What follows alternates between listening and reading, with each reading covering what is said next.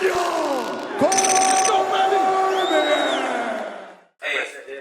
you play with the Lions. You're from Michigan, so don't try to cheat. I am. I'm gonna play with the Saints. I'm gonna play with the Saints because that's what I do. So listen, guys, I'm checking in with Jamahal Hill, head of UFC 283. Takes on Glover Teixeira for the light heavyweight championship of the world. But before his title fight, he's got an actual title fight. So him and I are gonna play some Madden after we do this little check-in. What's up, Jamahal, man? Thank you for checking in with me, bro. Appreciate it. Appreciate you, Alex.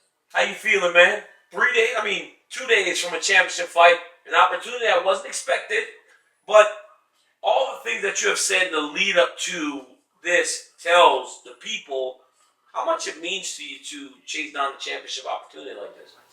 Yeah, I'm feeling great. I'm feeling ready. From the time that I got the call, I immediately jumped in, got to work. Man, it's a dream come true.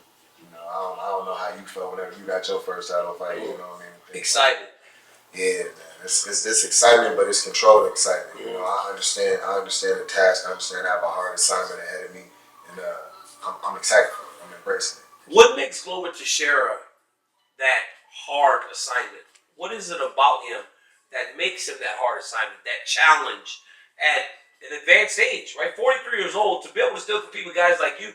I couldn't imagine having to fight somebody like you at my age right now. But Glover's doing it, and he's doing it effectively. What makes him able to do that?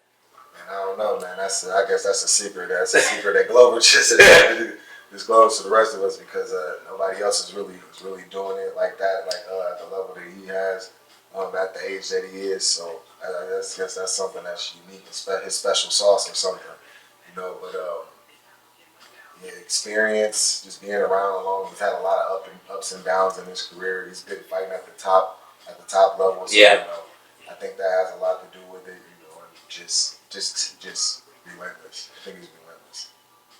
How does a kid from Grand Rapids, Michigan, get to here?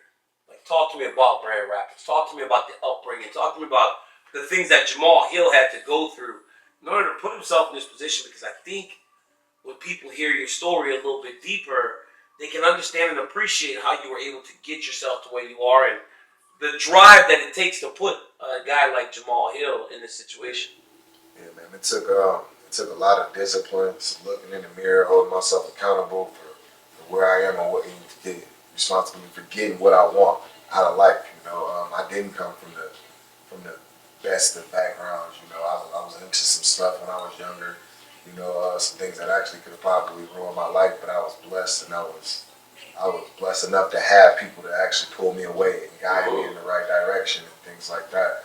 So it was just a matter of just what do you want? Getting on, asking myself, what do you want? Is this truly what you want? Are you willing to put the work in? Yeah. So I had to do that. I had to get after it 100%. You know, plus I have a kid. You know, yeah. I want to leave a foundation for my children. That's what I do all this for. That's what keeps me pushing. That's what keeps me going more than anything. Your kids. Yeah, family's the best. Nothing means more. You know, people have said that from the moment you see a Jamahal Hill, you see a guy that is championship caliber, right? People say, I laid out on this kid and I thought, hey, this guy has potential to be a future champion. But at rank number 7 in the world, some, on the other hand, are saying it may be a little too soon. To those people, what do you say? To those people, I don't say nothing, just watch. Yeah. Don't believe me, just watch. Remember those songs? Don't believe me, just watch. That was that shit right there. I kind of fuck with that a little bit. For sure. Like, yeah, man, people saying gonna say whatever. You always gonna have people on both sides of the fences or whatever. You know, the best thing I can do is go out there with this opportunity, locked in, and do what I know I can do. What I know I can do. People believe that this fight comes down to two things, right? Glover Teixeira's ability to wrestle, take you out, drag him to deep water. Your ability to put him out. Many are forgetting what happened in the Thiago Santos fight, right? 3rd round, losing the fight, was able to drag yourself back into the fight. Not only get yourself back into the fight, win the fight, but you were so tired that you almost seemed sad and disappointed in the performance when you showed so much grit and the determination to get through that. Are we oversimplifying this as the people that talk about the fights in regards to It's knockout or it's grind him out on the opposite side of the coin. Is it that simple? No, it's not. I think 100% people are underestimating how this fight can go because Glover has shown that he can end fights with his hands. Yeah. So there has to be a respect there. I've shown that I'm not easy to take down. When you take me down, I can get back up. And the people that actually know me, that have trained with me and worked out with me, they know what my ground game is like. Mm-hmm. So it's a fight. It's a fight. You have to take it as it comes. If he gets into Glover, which I don't think he will do, so if he gets into that mindset of thinking, oh, it's got this and all of things like, it's gonna be a long, bad night for him. I think people it's hard because you've done so much in such a short period of time, but you've shown things, right? The Paul Craig fight, your arm's dangling. You got up like you were still ready to fight.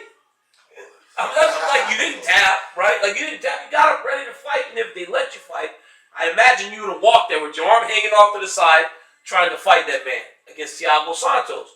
Like I said, you showed that grit and determination that allowed you to win that fight. Where does that come from? Where does that thing, that never quit thing, come from for Jamahal Hill? That's just me. That's how I'm built. That come from my family. That come from people I grew up around. I'm a competitor. I grew up even in Grand Rapids. We grew up. One thing we used to do all the time, basketball. We used to hoop. Yeah, a lot of time.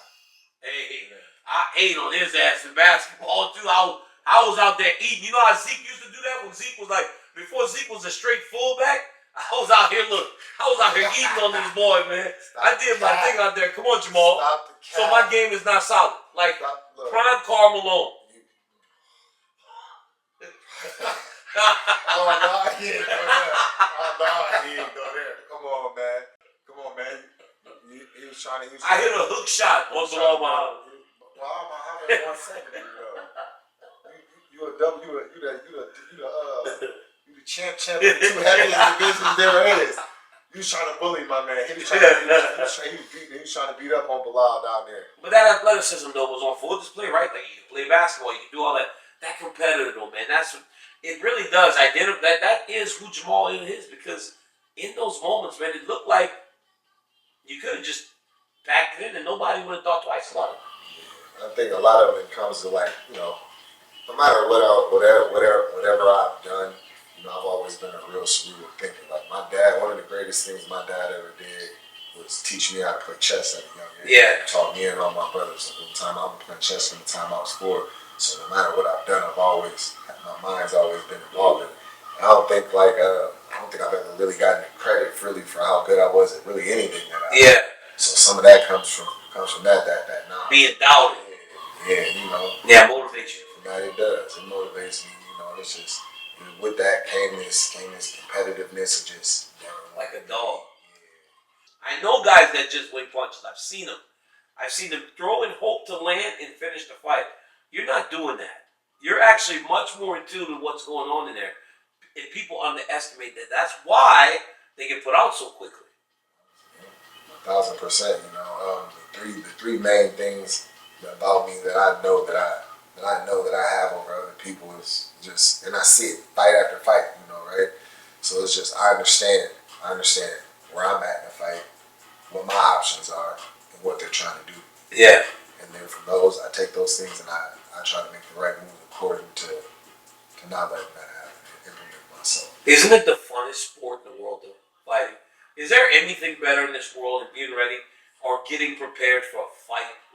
2 days before a fight, there's nothing better. It's the ultimate competition, right? It's the ultimate mano a mano.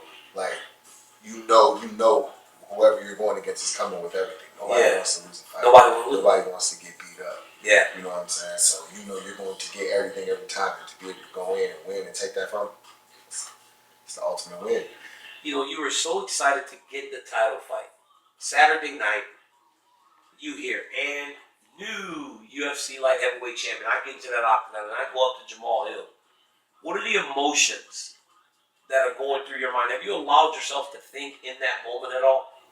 I have at times. I've sat and had my moments where I've been teared up or whatever, and everything like that. But right now, I made the sound decision. The biggest thing I do right now is just focus. Focus on making sure that it is a moment that happens.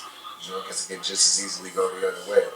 You know, just might be getting complacent, and, not understanding, and you know. Absolutely. So I'm just locked in and obsessed about Glover Teixeira, putting him down and putting him away. There were so many moments of gratitude every time I got ready to fight for a championship.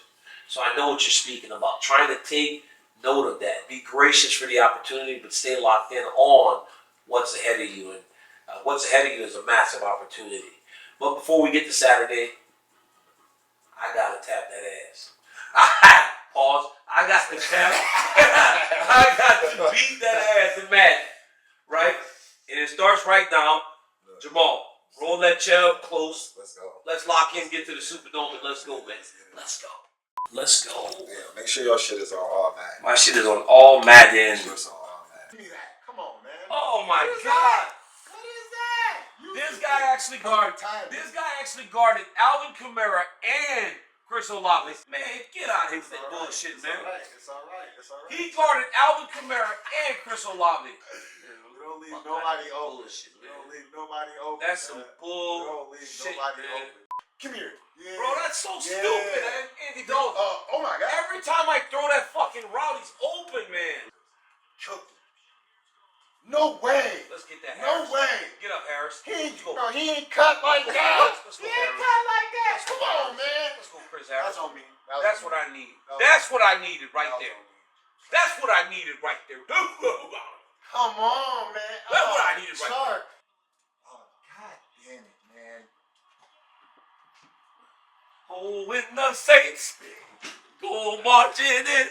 I can't believe you got me with that shit twice, go marching in. Fucking scream. Oh, how I want to be in that number. Oh, when the Saints go marching in. Solid, man. Solid. Now we set in.